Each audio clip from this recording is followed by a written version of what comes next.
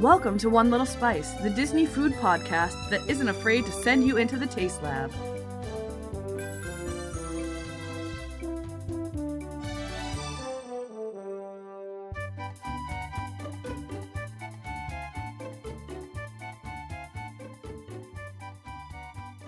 Welcome to episode 30, the tea room at the end of the universe. The angel isn't on our tree right now. He looks naked. Is that She's the over there. angel? Yeah. She's amazing.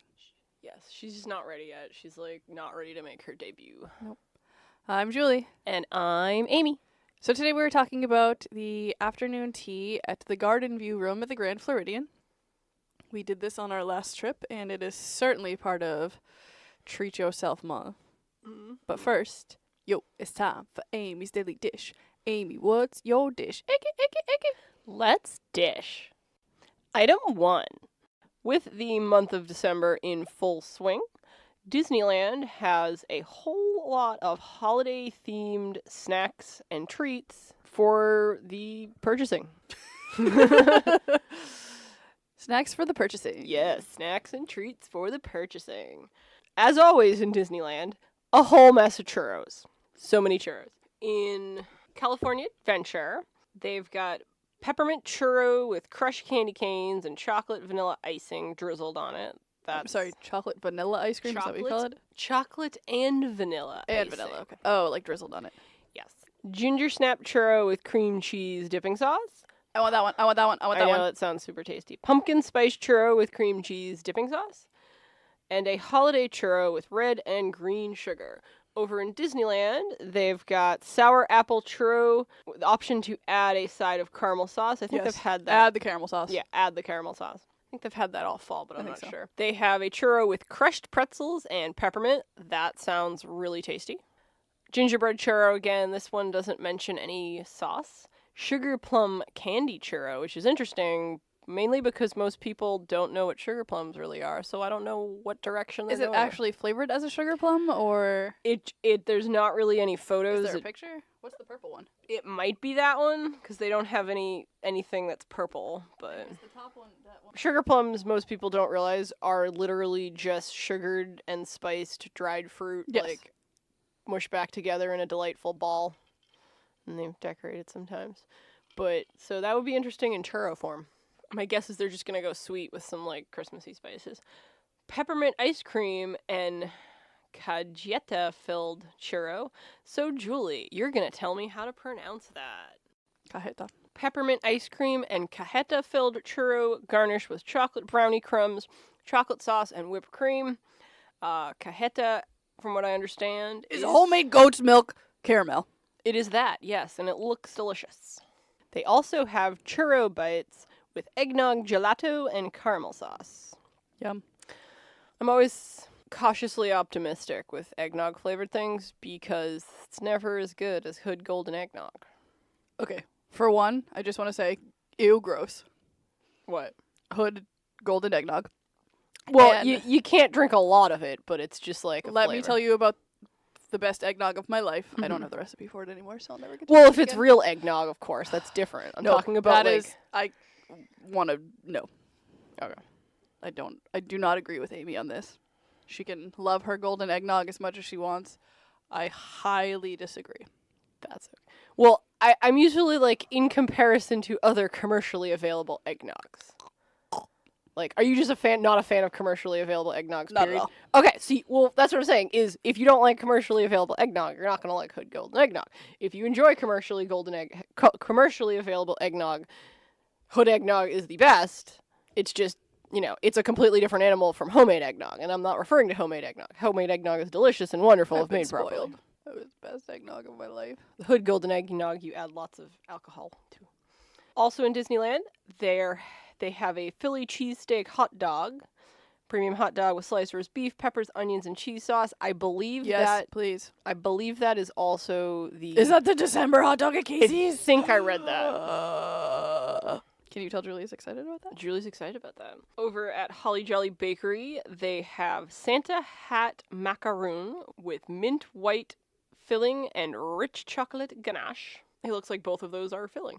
Also an eggnog latte cheesecake with white chocolate mousse foam and a sprinkling of nutmeg. Okay. I have rogue news, but not until you're done. Okay.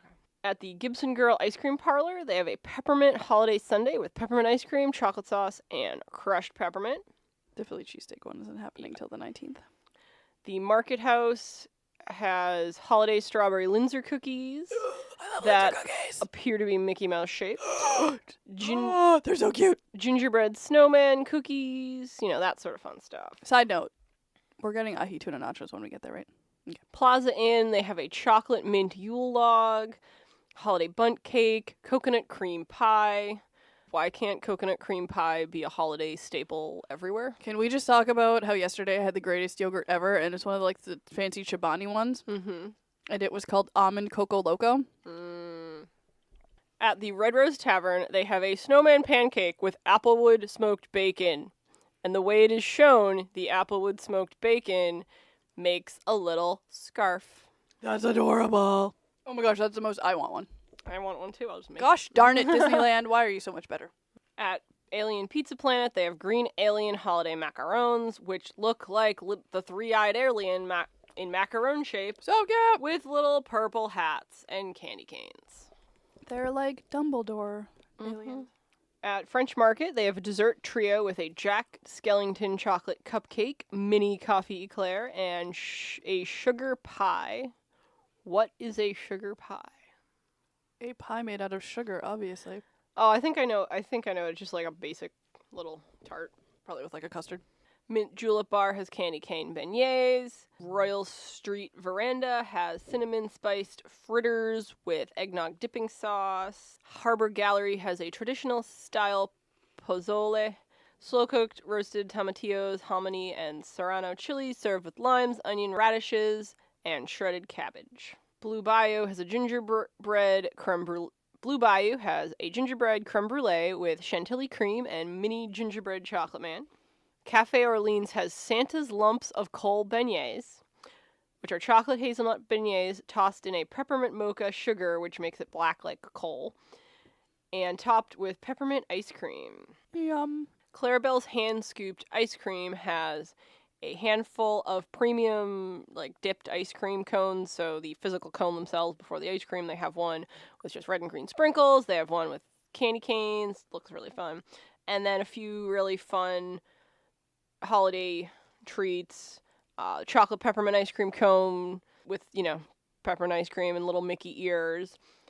And a sundae with the same idea. And a chocolate peppermint bar with your choice of ice cream bar dipped in chocolate, drizzled with peppermint icing, and topped with crushed peppermint. That's that thing we have to do when we go to Disneyland. The Rice Krispie treat that we can No, put it was whatever the top ice is good. cream bar you can make. Ice cream bar, that's Yes. what I knew it was something fun. Megan told us both about that Yes. in a food memory. If you want us to feature your food memory on the podcast, you can email it to us at onelittlespice@gmail.com or send us a direct message on any of our social media. At Flo's V8 Cafe, they have a chocolate peppermint pie and a chocolate peppermint shape topped with whipped cream and crushed peppermint road gravel. At the Cozy Cone Motel, they have Santa cone hat macaroons, so they look simultaneously like traffic cones and orange Santa hats at the same time. That's amazing. At the Bowden Bread Cart, they've got candy cane, Christmas tree, and snowman-shaped sourdoughs, so that's pretty awesome. We're sticking mainly with the sweet items. There are a lot of savory items. Not all of them are necessarily holiday-themed, but they all sound delicious. They have hot chocolate, cotton candy, and snowflake cotton candy at the various vending carts. Item 2. So, if you missed the live stream of the Neil Patrick Harris Candlelight Processional that they did on Monday, I have good news. They still have it available for you to watch. It's just no longer live because it already happened. If you go to the Disney Parks blog, they have it as one of their banner items that it runs through, but if you look up Neil Patrick Harris or the Candlelight Processional, it'll pop up. Also, if you select the Disney World section, it'll be one of the top few options for you. So check that out. So also going on right now is Disney's Festival of the Holidays at Disney California Adventure Park. They are celebrating various multicultural traditions, Christmas, Navidad, Hanukkah, Diwali, Kwanzaa, and Three Kings Day. And they have... Navidad is Christmas in Spanish countries. Yes. Diwali is the Festival of the Lights in India, if you aren't familiar with that. But yeah, so during the Festival of the Holidays, they're going to have food, live music, dance performances, merchandise, I'm sure, and all that sort of thing just for you to check out. So it's kind of like a miniature Festival of the Holidays that they have in Disney. It's Yeah, probably exactly. bigger than the Festival of the Holidays that they have I in think, Disney. yeah, it's I haven't Actually, there are 12 booths. I think it's the same. Yeah, it's about the same. But you can get a sip and savor pass, which is one of those entitlement I think it might only be available for Disneyland annual pass holders. available to all guests. Oh, it was originally only available for pass holders, so they must have updated that. So if you've heard us talk about when we're talking about Food and Wine, is they used to have it at Food and Wine. It was Like a lanyard. a and lanyard with a little plasticky paper. It had like 8 or 12 Yeah, things this you could one pop off of has- it this for one has like 8 $65 pull-off or tabs, something like yeah. that. So yeah, each tab can be used for either one food item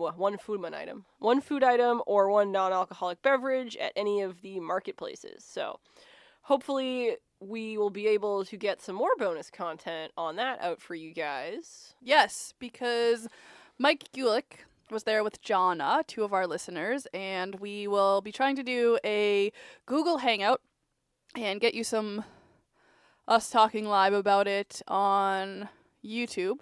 So look for that sometime this month when we can figure out a time to record it, and he'll tell you all about the Festival of the Holidays in Disneyland, and then we'll be able to tell you about the Festival of the Holidays at Disney World, and we can kind of compare the two. So it'll probably come out after we've been to Disney. All right, so that is I have rogue news. Time for Julie's Rogue News.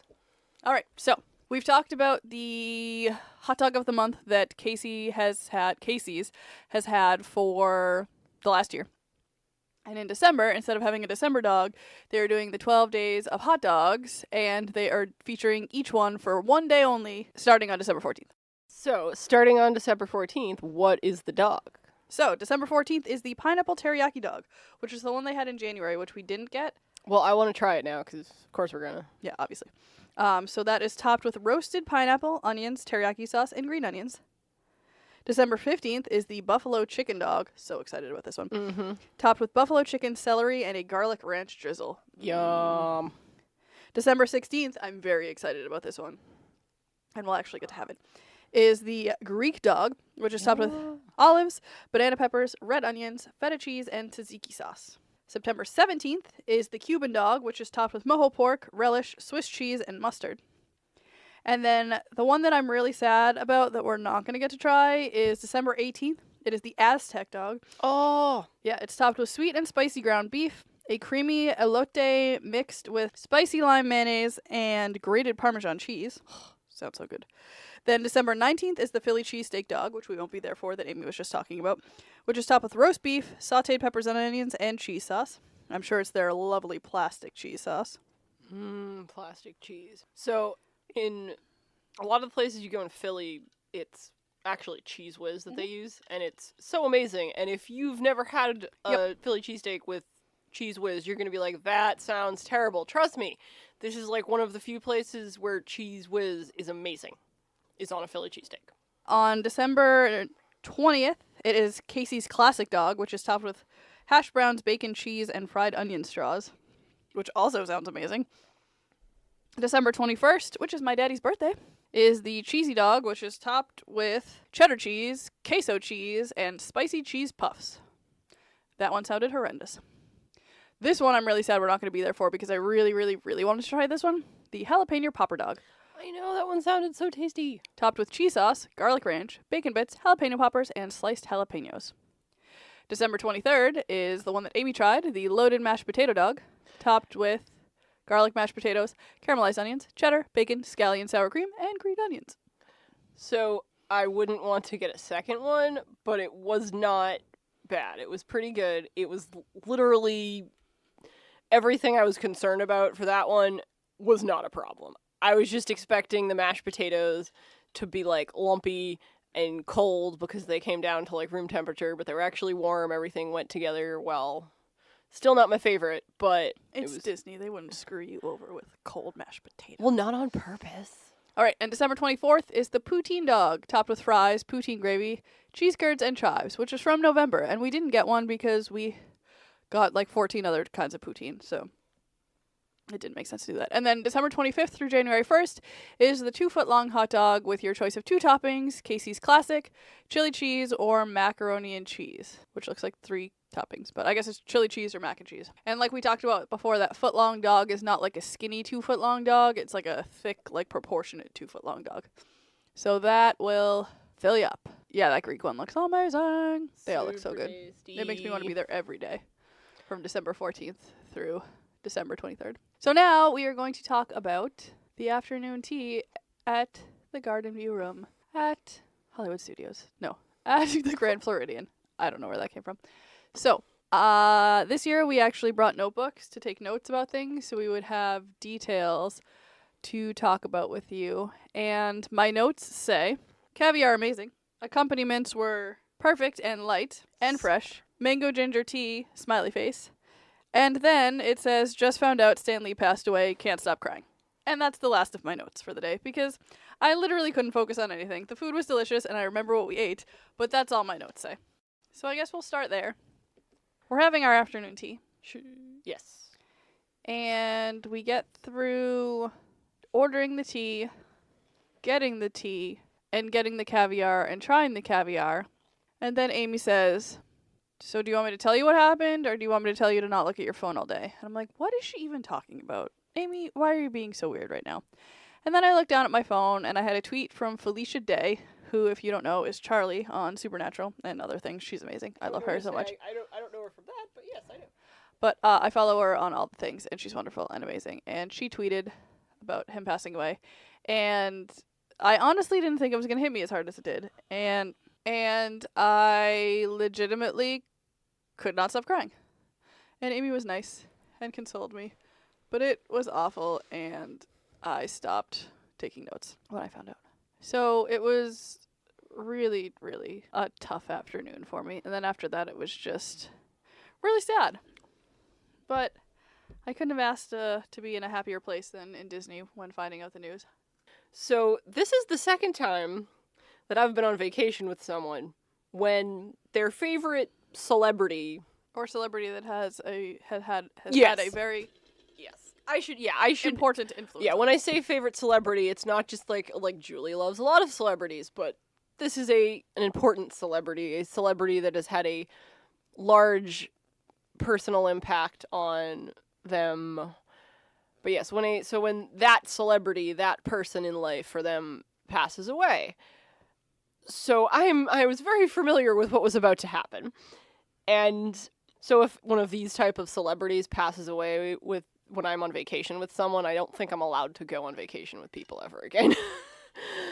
But so several years ago when David Bowie passed away, my boyfriend and I were on our first big vacation ever, and a cruise. It was literally second day into the cruise, and out of complete nowhere, he decided to turn on the television, and that's how we found out.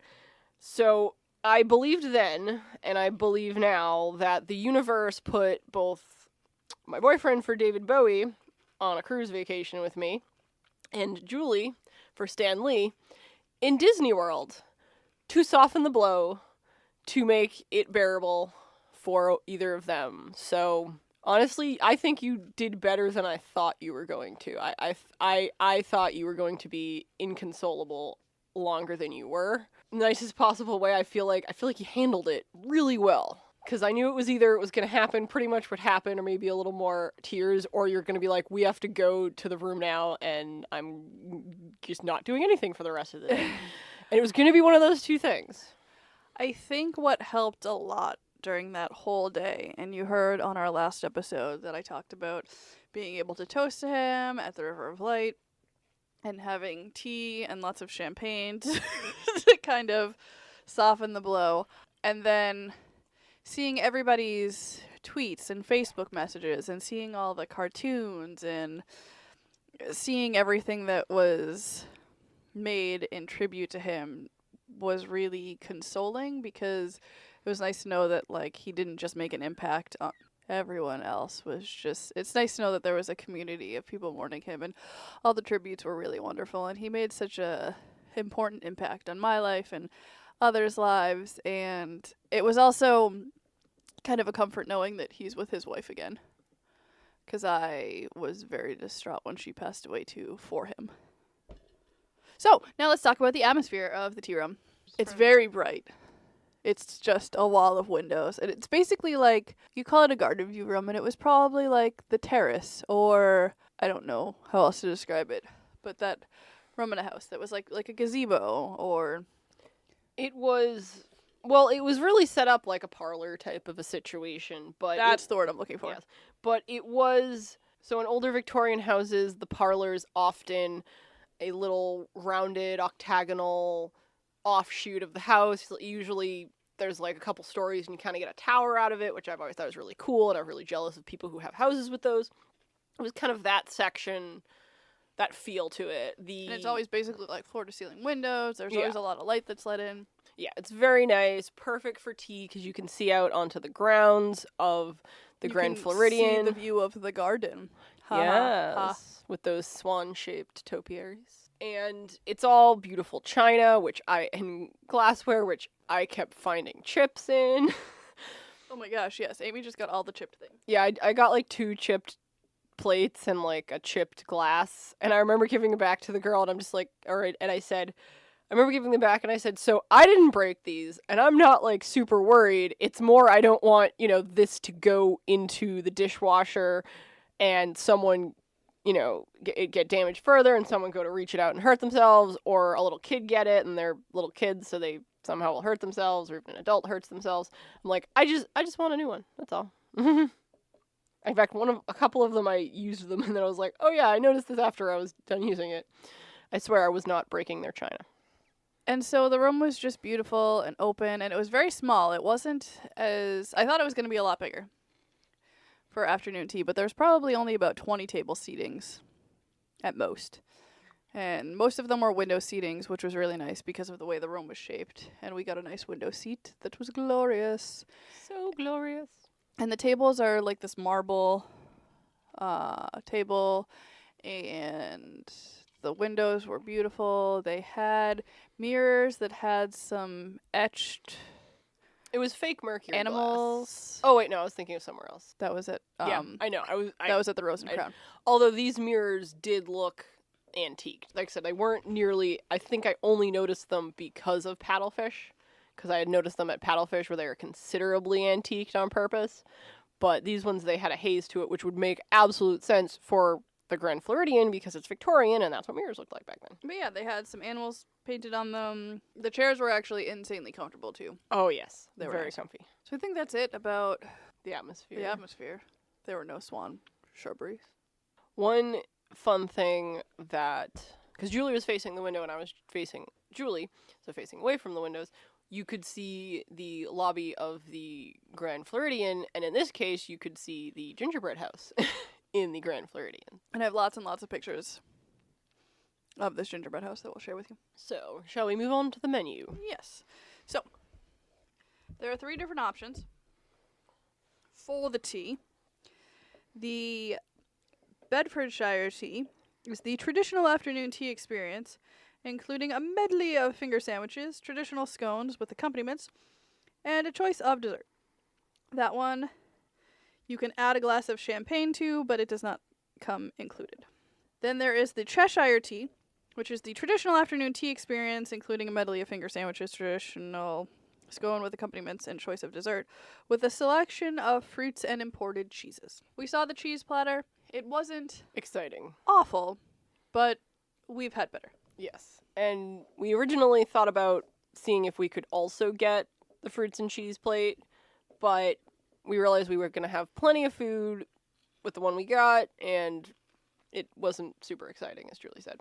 The last one, and the tier that we chose, is the Berkshire, which is the traditional afternoon tea experience, including a medley of finger sandwiches, traditional scone with accompaniments, and choice of dessert, with locally sourced moat marine Siberian sturgeon North American caviar, and traditional accompaniments to share. This was amazing. So amazing.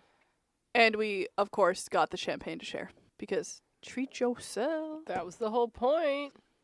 And then there is also a Mrs. Potts tea for the kiddies, which comes with an assortment of tea sandwiches including tuna, salad, ham and cheese, and peanut butter and jelly on white bread, jam tart, and delicious house-made pastries, and I assume tea. They have a couple different tea options for them. I don't know if they get to choose from all, but either way. So the medley of finger sandwiches is tantalizing cucumber, sweet chicken curry, traditional egg salad, poached pear, and gorgonzola cream cheese and fire-roasted tomato with oregano goat cheese. They were so delicious. They really were. If none of those sandwiches, or say a couple of those sandwiches, don't, appeal to you, you can substitute them for the sandwiches that come with the Mrs. Potts. But try all of them. Try all of them. Like, it really is worth it, and it's traditional. The the items together in the sandwiches, they're just fantastic. It's absolutely worth trying, and I highly recommend. We're definitely going to go over them individually as well. Yes, I'm just wanted to kind of state that if those aren't your type of sandwiches, you can get the kids' sandwiches, but we recommend do that. So, scone with accompaniments is a butter golden raisin scone with Devonshire clotted cream, lemon curd, and strawberry jam, and it's served with a raspberry preserve tart. That's a strawberry. And served with a strawberry preserve tart. Then, as choice of desserts, you can get the delicate house-made pastries with mousse-filled swan, fresh macaron, and chocolate-covered strawberries, or the fresh-cut strawberries topped with hand-whipped cream, or the seasonal English truffle with layers of ladyfinger, chantilly, seasonal fruit, and hand-whipped cream. So, Amy got the strawberries, and I got the seasonal English tart, which was apple cinnamon heaven. Yes. The house-made pastries, they're fun, but it's stuff that Julie and I know how to make. It's, nothing really exciting. It was just a fun plate, so we decided to go with the other two. So it's definitely awesome if you don't have a culinary degree and you don't know how to make pastry swans yourself, because it's really awesome. And that's basically what everybody else ordered, but because we know how to make them ourselves, we decided to try the other ones because they were better for picture taking. Yes. And they were delicious. Yes. So the teas. So they have, I believe it is actually 2 pages of teas. Mm-hmm. The Twining Signature Black Teas. London Strand Earl Grey, which is a black china tea scented with a blend of traditional bergamot and a twist of citrus notes and real lemon peels. The Perfect Afternoon, the perfect blend of light, high-crowned Darjeeling, full-bodied whole leaf Assam, and smooth Ceylon create a classic cup of black tea. Golden Tipped English Breakfast, obviously a breakfast tea. Golden Tipped Assam for a strong and bold depth of flavor. All Day Decaf. I feel like that's like rosé all day. Yeah. And All Day Decaf. A mellow, smooth blend of black tea, perfect for any time day or night.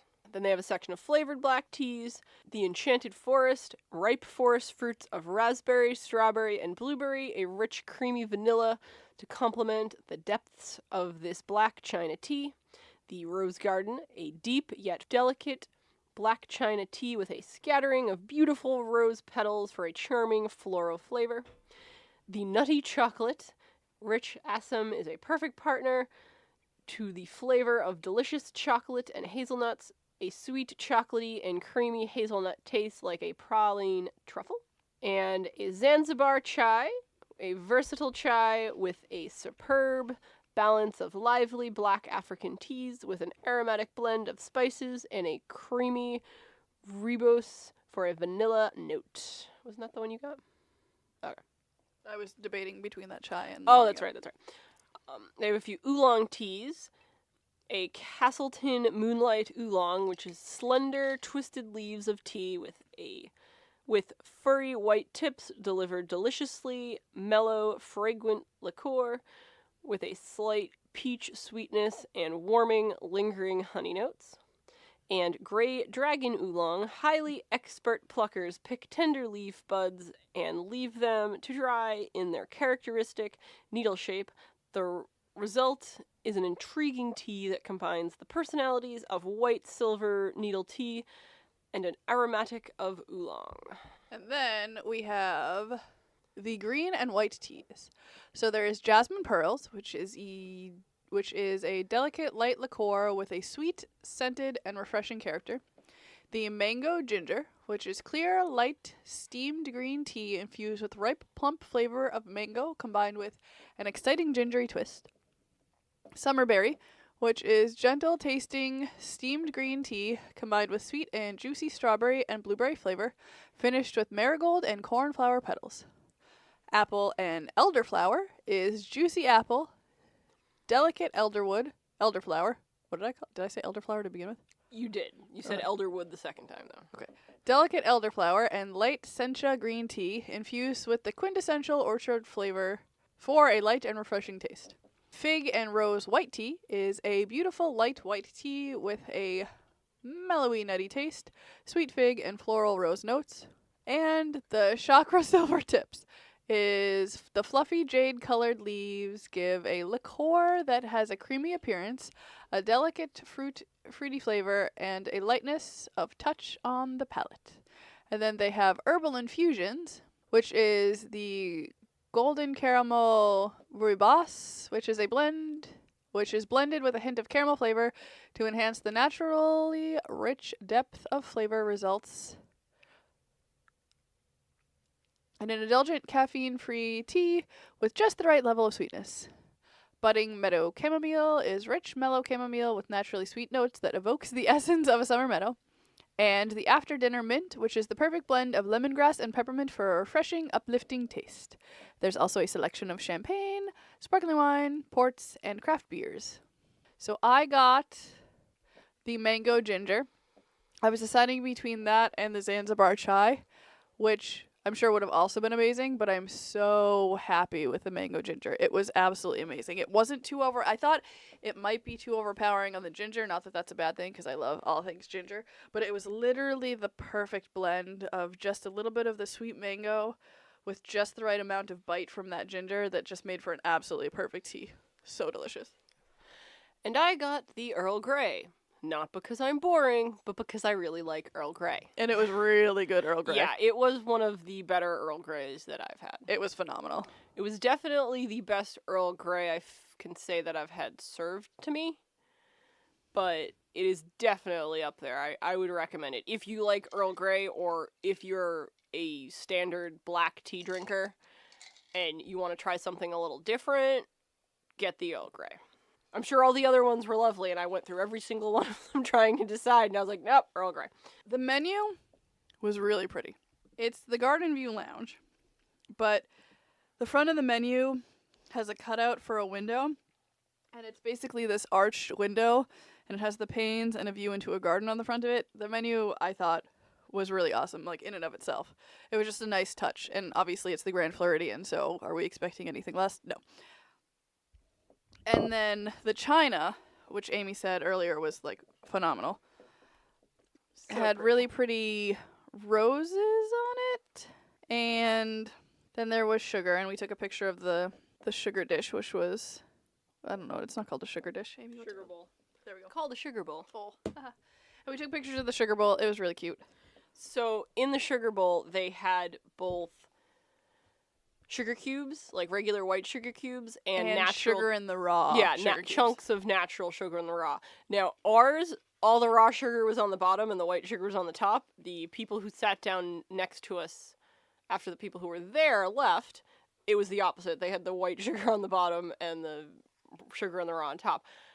We both tried some of the sugar in the raw because we were just like, hey, let's try it. But neither of us actually, I don't think you put I didn't put any sweetener in I my don't. tea. I like my tea just Me too. straight up. I don't want milk. I don't want sugar. Like we like our coffee. Yeah, We like to be able to taste it. Exactly. And so that was fun that they had both of those. And then they brought out our champagne toast to start, which was awesome. Yes, it was fantastic. We held off on that and actually drinking the champagne until the got our caviar caviar. came because we figured perfect. We complement. cheersed, we toasted, we had a sip of it, but Yes. and then our teas came out, and they were served in these cute little teapots that obviously match the rest of the china on the table. Yes, the beautiful And roses, red then and pink. red and yellow Yes. and pink. Yes. And then the tea koozies that they had. Cozy. Cozies. What am I thinking of? Koozies. A beer koozie. Yeah. The tea, the tea cozies that they had were stunning.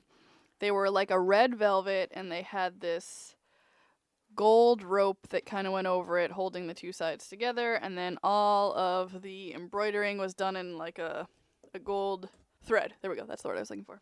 And they were so cute, and they were puffy, and they were seriously very kept insulated. our tea warm the entire time. Yeah, they were very insulated. No problems there. It really did keep it warm. Now the tea comes out pre-steeped, or steeped, I should say. The tea comes out pre-steeped. Now, what that means, if you don't know what I'm talking about, is they steep it all in the back, put it in the teapot, and bring it out to you, so you don't have to worry about, oh, is my tea bag? It's not tea bag. It's going to be loose leaf that they're using. But, oh, is my tea bag still in there and I have to take it out before it gets bitter, or oh, are the leaves in there, do I have to drink it fast before it steeps? No, it is served to you and will continue to be a perfect cup of tea until you finish it. Then we got our caviar. Amazing. It was so phenomenal. And it was the perfect way to present it, I feel, in this atmosphere. There are a million ways to present caviar and its accompaniments. This, I feel, was they landed on the perfect way for this particular environment. Yep, it wasn't too over the top. It was still served on the same china. It was phenomenal. So they serve it with little triangle sliced bread. So much bread. There still wasn't enough, but there was a lot. For the average person, there was enough, Yes. but we like to try little bits all those different ways. So it wasn't enough for us, but this would be like the one place I wouldn't say, well, get through the bread first and then see if you need more. They probably would give you enough for most people. So the caviar came with creme fraiche, egg whites that were shredded, egg yolks that were shredded, shallots, I know, and gabers. And so we tried each thing by itself. We tried the caviar by itself. We tried the caviar with creme fraiche. We tried it with everything and like all sorts of combinations. My favorite combination was the creme fraiche with scallions, the caviar on top of that, and then the parsley on top of that, and 3 capers. Yes, I agree. That was my absolute favorite combination. That was my favorite. I also really loved just the creme fraiche. And the caviar, yeah. With the caviar, because that was also, the creme fraiche just was the best addition you could possibly have. It was It was really the just perfect consistency. Yeah. Like, because sour cream is a little watery, cream cheese is a little too thick. But creme fraiche is just the perfect combination of the two of them. So you get the creaminess of the sour cream, but it's a little bit stiffer and holds together a little better. Yes. So while technically the toast points would be the vehicle, I would say the creme fraiche made the perfect vehicle for the caviar. Yep, absolutely. Because if you just put caviar right on the toast, it would roll off. Mm-hmm. I mean, it probably wouldn't, but we asked for They're extra. We asked for not extra caviar. We asked for extra creme fraiche, Yes, and we they did. gave us plenty, and they were wonderful about it. it was phenomenal. Yes, and it was a decent sized little jar of caviar. It really was. I know they say an ounce, but an ounce is a lot. And so we have pictures of our perfectly plated caviar. And they also gave us both our individual mother of pearl. Yes. There were mother of pearl spoons. I have one somewhere at my parents' house, and I have to find it. And I regularly, every so often, kind of go on a hunt to try to find it. But it's I never from find the it. inside of an oyster or Yeah. a scallop shell? No, it's or the inside of. It's an oyster inside of a bivalve, like a mollusk. Mother of pearl is not always actually a pearl oyster, but it's the inside. It's like if you look at mussel shells, the insides it's thin, but it's always really pretty and shiny when you get it wet. It's that same inside. It's just the inside of a shell. It's really funny. I was taking a cheese course at my job, and one of the quiz questions was, what is the proper spoon to use for eating caviar? And it's either mother of pearl or 24 karat gold. And I was like, Amy, let's not forget our 24 karat gold spoon when we go to the afternoon tea. And I told you I'm going to have Michael make me a little pendant that is a spoon, pretty otherwise, and have the bowl of it, have him make it out of 24 karat gold. He went to school for goldsmithing, so if you're wondering why my boyfriend can do that, that's why. I feel like we've talked about this before. I feel like we've actually talked about the spoon I on the think so, podcast too. too. But yeah, so if you want to enjoy caviar and you don't Never use a metal spoon. It Yeah. ruins the flavor. like, so even fine Even chefs, silver, don't do it. yeah, even fine dining establishments would tell you if for some odd reason all their spoons went away, like all their caviar spoons went away, they would come out with a plastic spoon. Yeah, so basically, as if you're eating caviar at home, pull out a plastic spoon. That way, nothing gets altered and changed. So next, we got our tower of all of our deliciousness. With our finger sandwiches. So if you have more room at the table, I think each person would get their own tower. Because I did see that. There was a group of 3 at a table for 4, and they each got everything put on their own tower. We got our towers combined, and then our other items combined with our finger sandwiches in front of us. Yes. Either way, the tower is very impressive, in my opinion. It's amazing. So the scones and the tarts and all the accompaniments were on one layer, separate for each of us.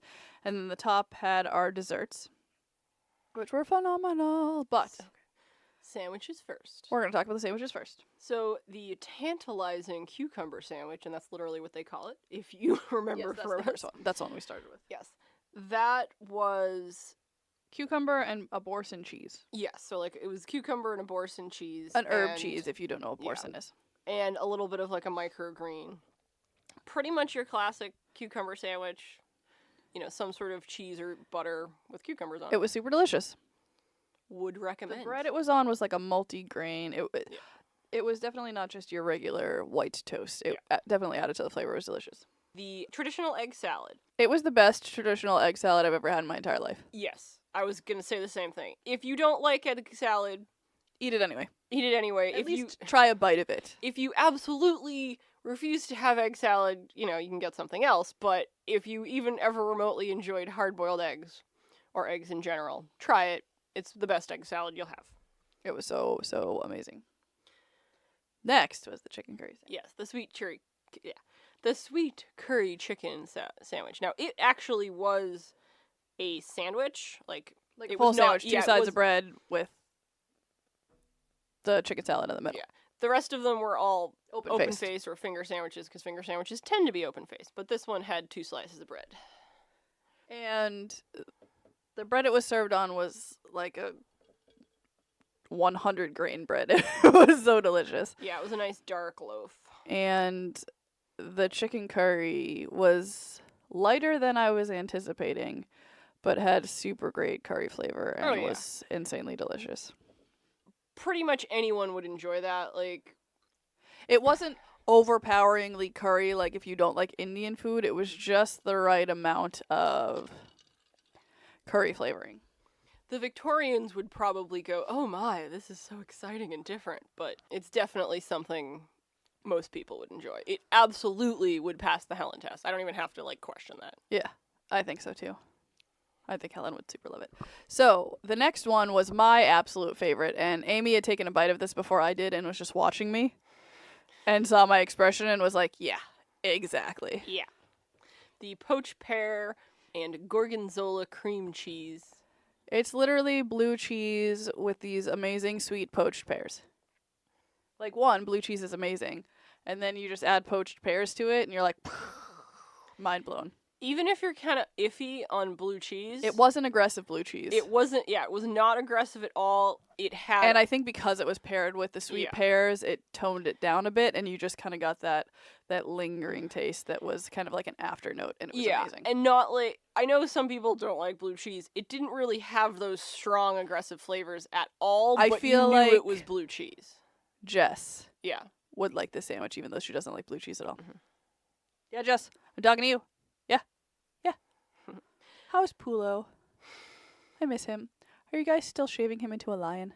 Pulo is a dog. Pulo's a cat. Oh, I thought it was the dog. Nope, Pulo's their cat. They have a dog too, right? Yep. Okay.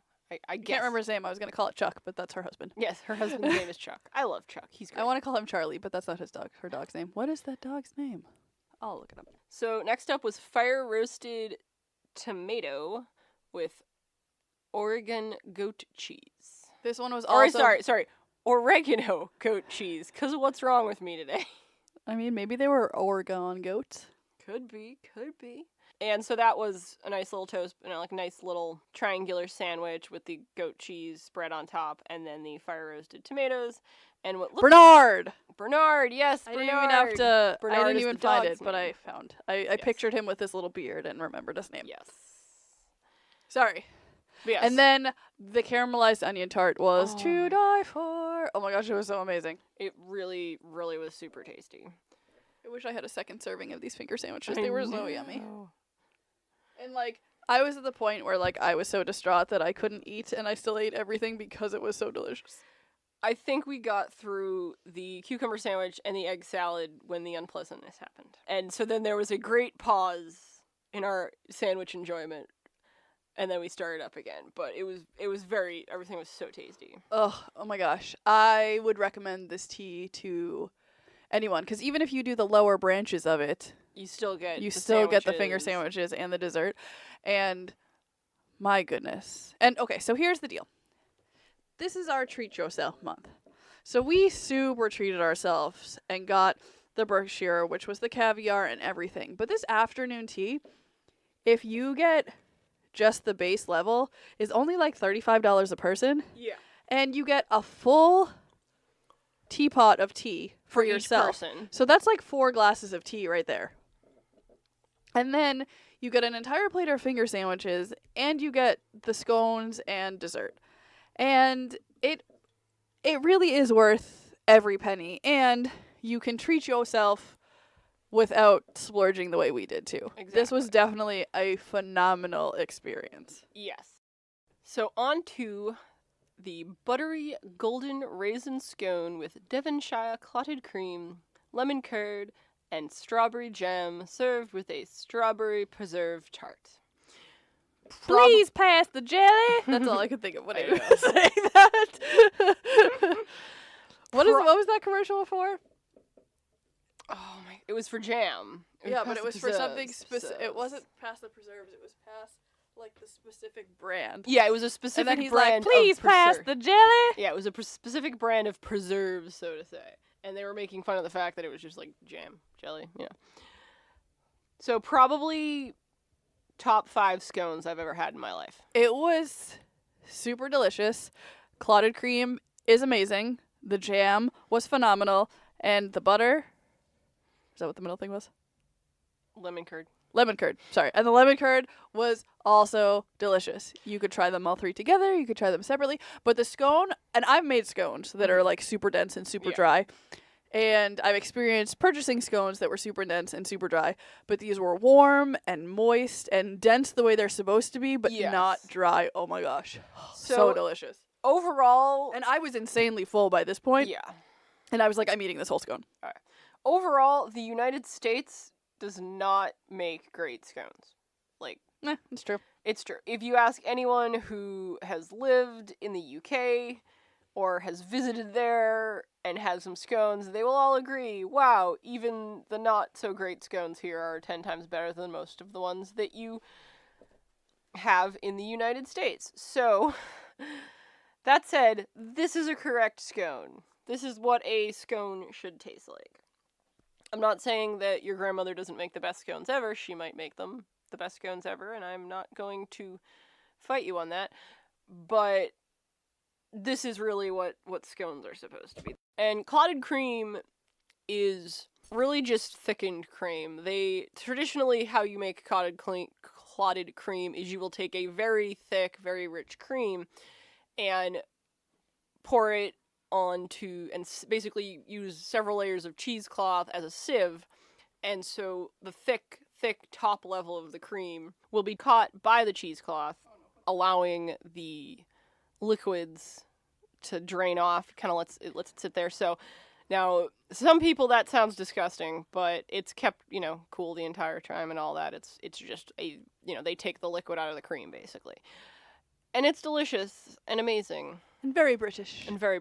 We started carrying it in bulk for the royal wedding, and it was just flying off the shelves. During because Wegmans. everybody wanted royalty. It's delicious. lemon curd is basically the inside of a lemon meringue pie or Oh, I was. or a lemon. It's like lemon juice with the juice drained off. I thought that's what you were going to explain it like you explained the clotted cream. Lemon juice with the juice drained off. No, but it's like a you lemon. put lemon juice into a cheesecloth. And I'm just kidding. That's not how you make lemon curd. Yeah, no. It's like a lemon custard, a lemon pudding, but without milk, really. And I'm not gonna explain strawberry jam to you because you should know. Is strawberry. Strawberry jam is strawberries with the juice strained out. I'm just kidding. That's also not what that is. No. If you really want me to explain what strawberry jam is, let us know, and I will explain in our next episode. What's the difference between jam and jelly? The difference between jelly and a jam or preserve is the follows. Jelly is the following. Is the following. Jelly is made from just the juices of the fruit. When you're during the process, you strain out all of the pulp, all of the skins, all of the everything. You just want a clear liquid, clear, transparent, pretty much substance. No flecks of delicious pulp, no seeds, nothing like that. Jam and preserves has that flesh in it, with preserves usually having larger chunks. And then you get marmalade. Yeah, and then marmalade is in the jam preserves family, but it includes the rind of oranges, traditionally Seville oranges, which are a very sour and not sweet orange. Marmalade originally was invented in Elizabethan Europe when a boatload of Seville oranges showed up in London, or wherever was the biggest port in England at that time. I still think it was London. And they didn't quite know what to do with them initially because nobody wanted to eat them because they were so very sour. And someone thought, let's cut these really finely and do some sugar stuff and make a substance that you would not recognize as marmalade today, except that it has the same ingredients. But yeah, that's where marmalade started. I love candied orange rind. I don't know what it's actually called. It has a fancy name. Candied orange rind. It's so delicious. Yeah, traditional marmalade was basically like super candied orange rinds, basically. Yep. And then when it sits, the liquid kind of releases out of it, and then it got to be more delicious of a jammy texture. Yeah, it. And then they were like, "Oh, we could do this. That could be a nice spread." Yes. So sweets and food in general during Elizabethan Europe is very different than what we think of it today. So, yes. If you ever get to see the old documentary, I wouldn't call it documentary, but history series called What the Elizabethans Did, or What the Elizabethans, or What the Tudors, I can't remember which one it is. There's like 4 or 5 of them, but did for us. He goes into great detail and shows original style machinery as to how to cut the oranges. It's very great. Oh my gosh, that's like the coolest thing ever. So next, choice of desserts. So the pastries were really pretty. Yes, they definitely. And I'm sure they were insanely delicious because any puff pastry filled with mousse is delicious. But we chose fancy desserts because they took pretty pictures. And they were more appealing to us at the time. So mine was an apple cinnamon. What did they call it? Trifle. It was phenomenal. It tasted like fall. It was perfect, and it wasn't too sweet. The apples were still crunchy. They weren't overcooked. It was just super delicious, and the cream on top obviously helped to lessen the sweetness. But I loved it. It was more about the fruit than like cinnamony. When they first said it was an apple cinnamon trifle, I know you were. I was a little skeptical, but I was excited that it was something different. Yes. That it wasn't like the traditional trifle that they normally have with like fruit, the afternoon tea. Yeah. I was expecting something a little heavier. And also Julie was going to order it, so it's one of the reasons I didn't order it. But I was really pleasantly surprised. It wasn't, I wouldn't even call it well, I would call it an apple cinnamon trifle, but I would have, describing it, I would have been like, it's an apple trifle. There's a little bit of cinnamon, blah, blah, blah, rather than saying, it's a cinnamon apple trifle. But obviously there's cinnamon in it, so, and people are allergic to cinnamon, so you have to put that. But it was very fresh tasting. It was amazing. And both of our desserts had the Grand Floridian logo powdered onto the top of it. Yeah. Mine was done in a cinnamon sugar powder, and Amy's was done in some sort of red sugar powder. Some sort of. I got, if we'll say it again, the fresh cut strawberries topped with hand whipped cream. And when you see a picture of these, you're going to be like, whoa. Yeah, they were just presented so beautifully. And the strawberries were incredibly fresh, which I expect in Florida, because Florida basically has strawberries growing 12 months a year, as far as, if not 12, then 9 months a year. So I just want to say, super too, fresh. as I was flipping through these pictures to get from the tea sandwiches to the desserts, there's a picture of Stanley, because during our afternoon tea, I posted a tribute to him through One Little Spice. So that was really sad to just flip through and see that. But he's awesome. Excelsior. And because this was our friendiversary, I secretly ordered a custom cake for Amy and I. And this was actually pretty hilarious. So when you order something from the Grand Floridian bakery and it's being delivered to a Grand Floridian restaurant, you don't have to pay until your meal. Which is good that you don't have to pay up front for it.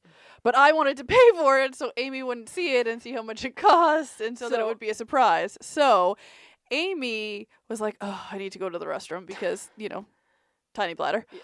And I was like, guys, so I ordered this thing, and I need to pay for it now. And, I don't know who our server is, and I don't know if you could make that happen, but... And they were super awesome, and they found out who our server was going to be, and I requested a window seat at the time, so we did have to wait a little bit longer for our reservation, but... Totally worth it. And our server was amazing. Her name was Amanda. We actually wrote things down this time. So, Amanda, you were phenomenal. We loved you. You were amazing. You made this extra, extra special for us. So I had no clue that was what it was going to be. Based on context clues of you saying, there's a surprise and it's going to be this, I made a guess of, it's some sort of cake. I had no clue it was going to be Figment. So as we're walking off, I'm just like, I was like, I have to pee anyways. I'm very loudly, I'm going to go to the bathroom, Julie, because I knew you needed to, regardless of where you go, if you're getting any sort of specialty cake delivered, I know you talk to them when you check in. So that I wouldn't have any knowledge other than the fact that I assumed it was a specialty cake, I was just like, I'm going to go to the bathroom and give Julie plenty of time to deal with all that. And so we got really awesome pictures of it, and it was a 2-tiered Figment cake, so it had fondant, kind of almost like a ripple, water effect, in 3 layers of different color purple. It was 2 tiers of cake, and it was purple frosting, and then it had little orange horns and little orange ears, and then it had this beautiful purple fondant tail that was Figment's tail. I wish that, I could have taken, obviously, I could have, but taken the tail and preserved it and, put it in a shadow box. Because it was just the cutest little tail. I want to be like, here's some actual clay. Can somebody make this for me so I can have one? So adorable. And the fondant moat was so tasty. Yes, it was vanilla fondant. Are you sure it was a marshmallow fondant? It tasted marshmallowy. Either or. Yeah. But it was good fondant, basically. It tasted good. Vanilla, marshmallow, they both are vanilla flavored, so... but it was super delicious. And this cake, like the Grand Floridian bakery, I knew it was going to be amazing, but you guys outdid yourself. It was phenomenal. And it was Really chocolate on chocolate cake and had chocolate mousse inside, and it was so yummy and so delicious. And it was not as expensive as I thought it was going to be. I was expecting to pay $100 for this thing, and it was not. No. I know the larger cakes, this was what they technically call a mini cake, but even the basic larger ones, if you ask for a lot of stuff, it starts to bring up the price, but they're moderate-sized cakes are usually pretty... The pricing started at $35, so... Yeah, it's pretty reasonable, so it really depends on what you want. If you've got a giant group of people and you want a giant cake, obviously it's going to be a lot more expensive, but if it's a moderate group of people and you aren't I all need to have a big piece of cake and the whole point is to have the cake and split it up, then just go for it and have fun. And I knew that we were going to be super full, so... Yeah. It was absolutely just the perfect little cake ever. Yes. And the woman, I think her name was Patty was the person who helped me with the cake, and I need to email her back and tell her how amazing this was, because she was super wonderful and she worked with me, and I sent her a picture because I had found one on the Facebook, and The Book of Faces. the Book of Faces. I'm just being weird. Well, like the tube of you. I do call it the Facebook all the time. From it was originally the Facebook. I know. The Craggle. Sorry. Okay. Off topic. Way off topic. Oh, side note though. So Chris Pratt posted this video on Instagram of him as Emmett, Yes. and then him as the bad guy, and then a Star-Lord Lego. And all of them they're obviously all voiced by him, but it was super hilarious. Oh, earlier. Because Chris Pratt is amazing. So There we go. Took it back to Disney. Mm-hmm. Yeah, I know. And then, also, this was actually really sweet. So our waitress came over, and we had finished our first glass of champagne, and she came over and saw that I was crying and felt really bad, and we told her that Stan Lee passed away, and she was like, "Can I get you guys another glass of champagne? Will that make you feel better?" And I was like, "Yeah, that might help." Yeah. And then she came back over, and she's like, "Now, the champagne that we do for the complimentary champagne isn't as high of a quality as the one that we give out with your champagne with the afternoon tea." And we were like, no, please. We do not mind at all. Like, we just appreciate that you even offered that to us. But it was really sweet that she came over and she just said that. But it was really, really cute. And for the record, the Grand Floridian's complimentary champagne It's still is very really good. It's very, very good.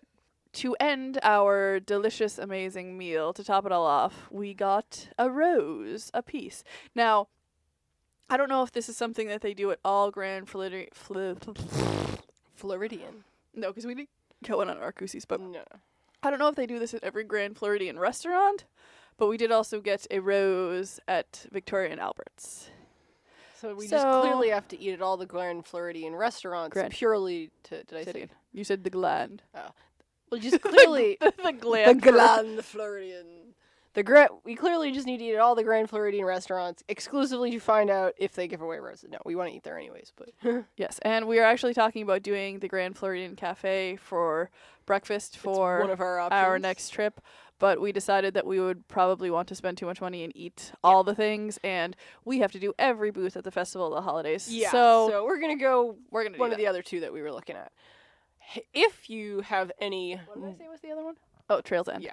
If Yeah, you we have to have talk about that any today. stories of getting roses at the Grand Floridian restaurants, Tell us why- about it. Yeah, tell us about it. Put it in a Disney Disney food food memory, and we can have more information on that. That'd be great. Our Disney food memory is conveniently about a tea party in Disneyland. And this food memory comes from Mike Gulick. He says, Mike is one of our friends. He is also a host of the Geek Salad podcast, which is incredible. I think their Twitter right now is the Wreath Salad podcast because they change it for the different holidays, so it's really cool. That is cute. And they are super nerdy and they nerd out and talk about all sorts of pop culture stuff. And they are awesome, so check them out if you haven't yet. And he says, "Hey, Amy and Julie, during my recent vacation to California, my girlfriend Jonna and I, thank you for finally calling her your girlfriend. I We was all gonna know she is. ask. My girlfriend Jonna and I had a number of fun eating experiences, which I am sure I will relate to you at some point or another. But I shall begin with the first delightful experience we had during the week. And that was Sunday afternoon tea at the Steakhouse 55 restaurant in Disneyland Hotel. The actual food experience was very similar to the one in Florida, with each guest getting their own pot of tea and the food coming out on a 3-tiered serving tray. Scones on the top, sandwiches in the middle, and dessert on the bottom. What made the difference between the two was the atmosphere of the restaurant. In Florida, the tea is done in a large half-circle room with windows overlooking the lagoon. It's overlooking a pool. Steakhouse 55, on the other hand, has distinct... What? I was gonna say maybe it's a lagoon-shaped pool. I was facing the wrong way. I don't know. Steakhouse 55, on the other hand, has the distinct feel of a 50s formal restaurant, complete with large black and white photos of Marilyn Monroe, Lucy and Desi, and other famous 50s actors. The sandwiches were fantastic, as expected. We had cucumber and watercress, salmon gravlax, deviled cage-free egg salad, and heirloom tomato and mozzarella. I'm not a fan of non-fried fish, but the salmon was still very good. It had a very distinct smoked flavor. The caprese sandwich was actually served on a very crunchy circle of bread, which gave an added texture. The desserts included chocolate-covered strawberries, fresh and very large, which was surprising given the lateness of the season. It's California, everything's amazing all the time. A mini fruit tart, and a selection of 4 different mini macarons. I remember a mocha one and a lemon one. All excellent. By far, though, the standout were the scones. They were currant scones with sugar on top. Oh, I love currants. Amy's making a face too. She loves currants too. And those were quite good. But both Jonna and I were amazed with how incredible the maple walnut scones were. We both remarked after finishing that we wished you could find the recipe for them so we might make them ourselves, because they were the most incredible scones we've ever had. Amy, take note. We're going to have to make those on one of our magical snack on the Taste Lab. On our magical snack corner. Wait. Taste Lab. As for the tea itself, Jonna got Old Blue Eyes, a fruity herbal tea which was quite tasty. I got apple pie, a green tea which actually did have a subtle, green tea is not the strong taste after all, apple pie taste and aroma to it. Both were quite good. I've included a picture of the meal along with a view of Jonna's Monsters Inc. dress. He has no sign-off. Mike. Trying to think of I guess it would be like Hakuna Matata, Mike, because that's what he always said. Nice. Perfect. So thank you, Mike. This is awesome. I love hearing food stories from other parks because we obviously get to Disney World the most and don't really get to experience the other ones, but we are planning a trip in April to go to Disneyland, so hopefully we'll be able to get there and we'll know what options we should try. And I think it might be, knock on wood, during their Food and Wine Festival, so we'll be able to compare that to the one here. And I get to meet Jonna. And you get to meet Jonna. The infamous Jonna. I'm just kidding. She's not infamous. She's awesome. Yes. So, tea parties in Disney parks, or afternoon teas in Disney parks, would recommend. Treat yourself. It is definitely a good to treat yourself the afternoon tea at the Garden View Tea Lounge, because depending on, like we said before, depending on which option you pick, it can be very affordable, or it can, and still a treat yourself, or it can be a little more expensive and really be a treat yourself. So don't be afraid to treat yourself. It's very relaxing and delicious, and they don't rush you, and so it was a really great way to relax and treat yourself. If you want to share your food memory with us, please do so. Send us an email at onelittlespice@gmail.com. Send us an email to onelittlespice@gmail.com. Or send us a direct message to any of our social media. You listen to us every week. We'd like to listen to you for a bit. It's true. And we're on Patreon. So on Patreon, we are giving out some exclusives. We have the Magical Snack Corner, which is an extra episode. We have a spice blend. We have a sticker pack. Nope, it's a button pack. I lied. We have a button pack. It's amazing. It's awesome. Patreon is a great way to show your support for us and help us out so that we can get you even more Disney food content all the time. It's awesome. Check us out at patreon.com/onelittlespice and check out the different support levels and help us out there.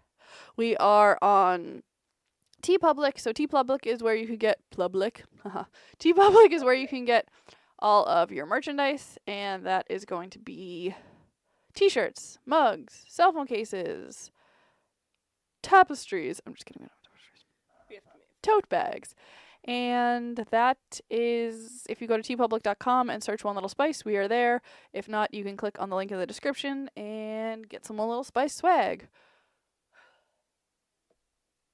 Follow us on social media. On Instagram, we are one_little_spice. On Twitter, we are at One Little Spice. And on the Facebook, you can just search One Little Spice and make sure to join our One Little Spice group to talk about all things Disney when you can't listen to the podcast. So you can join us there, and we get to hear your input too, which is awesome. And then last but not least, we are on YouTube, and we have the Taste Lab. So you can search for the Taste Lab and subscribe to us there. We have some awesome videos teaching you how to make some of the Disney recipes so that you can bring some Disney magic home into your kitchen. We have Le Cellier's cheddar cheese soup, and then we also have the 7 vegetable terrine from Akershus.